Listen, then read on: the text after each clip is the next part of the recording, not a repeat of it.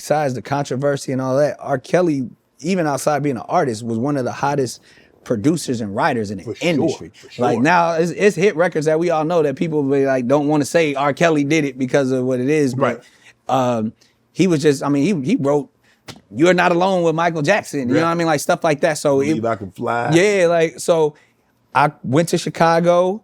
And like the way R. Kelly would work, he would make you, he was like, you got to work for these hits. Like, and so he didn't care who you were, what celebrity, he would make you wait 2-3 days just in the studio doing nothing while God knows what he was doing. Right. But like, it was like, he would, and then I remember this story too. I told this to Charlie Wilson. He would play midnight basketball or basketball at 2 a.m. and make everybody from the studio, he had this whole private, hoop and like, everybody had to pass him the ball. like he had to be Michael Jordan. Well, he in Chicago, so he Jordan now. Yeah, that's like, and it was like, this nigga had concession stands, like a DJ at 2 a.m.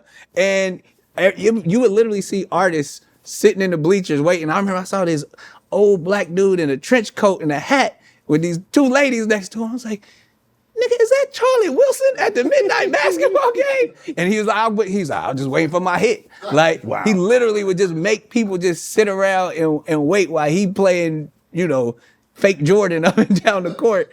But he was like, everybody who was hot. So I got my turn. And it's funny, the way Gigolo even happened, stuck me in this studio waiting all day and I had to get back to New York.